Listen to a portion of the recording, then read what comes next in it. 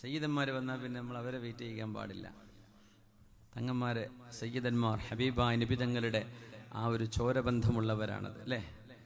അൽഹംദുലില്ലാഹ്, അള്ളാഹു സയ്യിദന്മാരുടെ തണലും നേതൃത്വവും ഈ ഉമ്മത്തിന് അള്ളാഹു എന്നും നിലനിർത്തി തരട്ടെ. ആമീൻ യാ റബ്ബൽ ആലമീൻ. നമ്മൾ അള്ളാഹു നൽകിയ വലിയൊരു അനുഗ്രഹമുണ്ട്, നമ്മുടെ ഒരു വലിയൊരു നിഅമത്ത്. സമസ്ത കേരള ജമിയത്തുൽ ഉലമയും അതിലെ പണ്ഡിത മഹത്തുക്കളും അതോടൊപ്പം തന്നെ ഈ ഉമ്മത്തിന് രാഷ്ട്രീയവും സാമൂഹികവുമായ ദിശാബോധം നൽകുന്ന പാണക്കാട് കുടുംബവും ഒരുപാട് ഫിത്നയും ഫസാദൊക്കെ ഇങ്ങനെ നടക്കുന്നുണ്ട്. ഈ ഫിത്നയും ഫസാദും ഒരു ആവേശമായി കൊണ്ട് നടക്കുന്ന ആൾക്കാരുണ്ട്. അവരുടെ കുടുംബത്തിലും ഇതൊക്കെ തന്നെയായിരിക്കും അവർക്ക് പരിപാടി ഉണ്ടാവുക. അവർ ചെന്ന് ജോലി ചെയ്യുന്നിടത്തും ഈ ഫിത്നയും ഫസാദും ഉണ്ടാവും, സമൂഹത്തിലും ചെയ്യും, നാട്ടിലൊക്കെ ചെയ്യും. ഞാൻ പറയട്ടെ, ഒരു നിഅമത്ത് നഷ്ടപ്പെട്ടു പോകുമ്പോഴേ അതിൻ്റെ വിലയറിയൂ. അതുകൊണ്ട് ഈ ഉമ്മത്തിൻ്റെ മനസ്സുകൾക്കിടയിൽ വിള്ളലുണ്ടാക്കുന്ന വാക്കുകൾ, ഇപ്പോൾ ഈ തെരഞ്ഞെടുപ്പൊക്കെ കഴിഞ്ഞിട്ടപ്പോൾ ഞാൻ ധൈര്യമായിട്ട് പറയണം, എൻ്റെ ഇടയ്ക്ക് കുറേ ആൾക്കാർ അങ്ങോട്ട് മാറ്റി കുത്തണം, ഇങ്ങോട്ട് കുത്തണം, അവിടെ തോൽപ്പിക്കണം, ഇവിടെ തോൽപ്പിക്കണം എന്നൊക്കെ നമ്മളോടൊപ്പം തന്നെ ചിരിച്ചു നടന്ന് കുശലം പറഞ്ഞിരുന്ന ആളുകൾ പറഞ്ഞു എന്ന് കേൾക്കുന്നതിൽ വലിയ വേദനയുണ്ട്. ഇതിന് കുത്തിത്തിരിപ്പ് എന്ന മലയാളത്തിൽ പറയാം. ഈ തിരുപ്പൻ പരിപാടി ചെയ്യുന്നവർ എന്നത് ചെയ്തുകൊണ്ടിരിക്കും. അവരെ ബാക്കിയുള്ളവർ തിരിച്ചറിഞ്ഞാൽ പ്രശ്നം തീരും, അത്രേ ഉള്ളൂ. നമ്മൾ മനസ്സിലാക്കിയാൽ ഇത് ഫിത്നയാണ്, ഈ പറയുന്നത് ഫിത്നയാണ്. ഉമ്മത്തിൽ വിള്ളലുണ്ടാക്കരുത്. വിള്ളലുണ്ടാക്കാൻ വലിയ എളുപ്പമാണ്, ഒരുമിപ്പിക്കാൻ ഭയങ്കര ബുദ്ധിമുട്ടാണ്.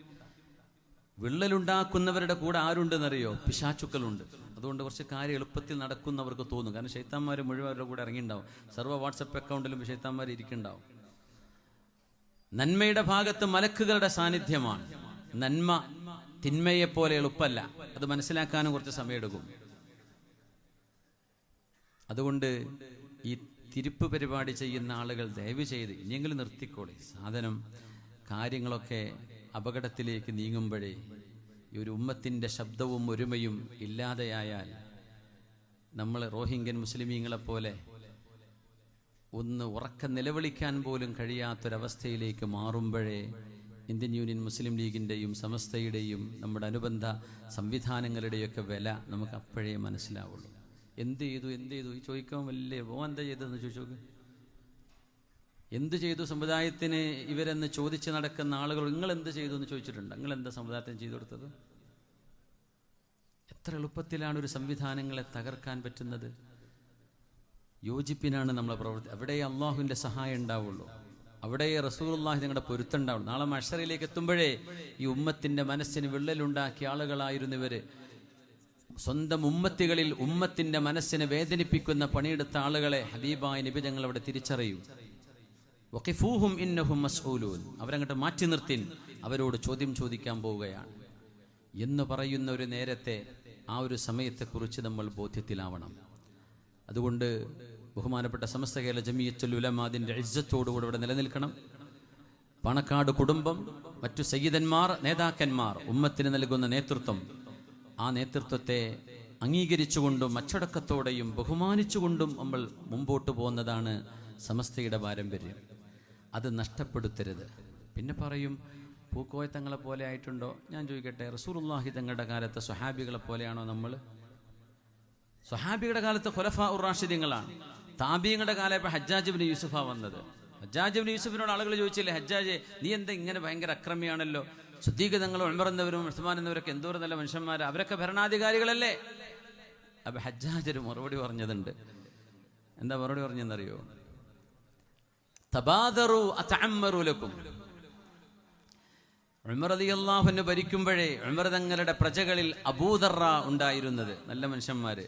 തബാദറു, നിങ്ങളൊക്കെ അബൂദർറായി മാറി, എന്നാൽ അതഅമ്മറു ലക്കും, ഞാൻ ഉമറായിട്ട് മാറിത്തരാം. അപ്പോഴേ നമ്മുടെ ക്വാളിറ്റിക്ക് അനുസരിച്ചുള്ളത് നമുക്ക് കിട്ടുക. അത് നമ്മുടെ കുഴപ്പമാണ്, അവരുടെ കുഴപ്പമല്ല. അവരവരെ പോലെയാണോ, ഇവരെ പോലെയാണ്. എല്ലാ കാലഘട്ടങ്ങളും അങ്ങനെയാണ്. നമ്മുടെ ഇന്നലെയെ പോലെയല്ല നാളെ. അടുത്തൊരു തലമുറ നമ്മൾ ഉഷാറാന്നാ പറയാ. നമ്മൾ പറയും നമ്മുടെ മുമ്പുള്ളത് ഉഷാറായിരുന്നു, അതങ്ങനെ ഉണ്ടാവുള്ളൂ. ഖൈറുൽ ഖുറൂനി ഖർനി സുമ്മല്ലദീന യലൂനഹും എന്ന് വിചാരിച്ചിട്ട് നമ്മൾ ക്രിട്ടിസൈസ് ചെയ്യുകയും തിന്മകളെ, എന്തെങ്കിലും മിസ്റ്റേക്കുകൾ ഉണ്ടാകുമ്പോൾ അത് ഹൈലൈറ്റ് ചെയ്ത് സെലിബ്രേറ്റ് ചെയ്ത് തിന്മകളെ ആഘോഷിക്കുന്ന ഈ പരിപാടി നമ്മൾ നിർത്തുകയും നന്മകളെ തിരിച്ചറിയുകയും തെറ്റ് സംഭവിക്കുന്നതിന് സ്നേഹത്തോടെ തിരുത്തു കൊടുക്കുകയും അല്ലെങ്കിൽ അവർക്ക് വേണ്ടി ദുആ ചെയ്തു കൊടുക്കുക, റബ്ബേ അവർക്ക് തിരുത്തി കൊടുക്കണമേ, ഇതാ ചെയ്യാൻ പാടുള്ളൂ. എന്നല്ലാതെ സമൂഹ മാധ്യമം ഓരോരുത്തർക്കും അക്കൗണ്ട് ഉണ്ട്, ഓരോരുത്തർക്കും തോന്നിയത് എഴുതി വിടാൻ പറ്റും. നമ്മളങ്ങനെ ചെയ്താൽ അള്ളാഹുവിൻ്റെ മുമ്പിൽ നമ്മൾ ഉത്തരം പറയേണ്ടവരാണ്. മരിച്ചു പോകേണ്ട ഒരു ലോകത്താണ് നമ്മളുള്ളത്. അതുകൊണ്ട് പാണക്കാട് കുടുംബത്തിൻ്റെ തണൽ, സമസ്ത കേരള ജമിയത്തുൽ ഉലമയുടെ തലോടലും, ഇത് രണ്ടും കേരളീയ മുസ്ലിമീങ്ങൾക്കുണ്ടായതിൻ്റെ പേരിലാണ് ഈ അന്തസ്സിൽ ഈ പാതിരാ നേരത്ത് ഞാനും നിങ്ങളും ഒരാളെയും പേടിക്കാതെ ഇവിടെ നിൽക്കുന്നത്. നമുക്കൊരു രാഷ്ട്രീയ അസ്തിത്വമുണ്ട്, നമുക്കൊരു സ്വത്വമുണ്ട്, നമുക്ക് ഒരു ഇസ്സത്തുണ്ട്. ആ ഇസ്സത്തിന് അള്ളാഹു തന്ന ചില മതിൽക്കെട്ടുകളെ നമ്മളായിട്ട് പൊളിച്ചു മാറ്റരുത് എന്ന് ചുരുക്കി പറയാൻ അള്ളാഹു ഇസ്സത്ത് നൽകട്ടെ.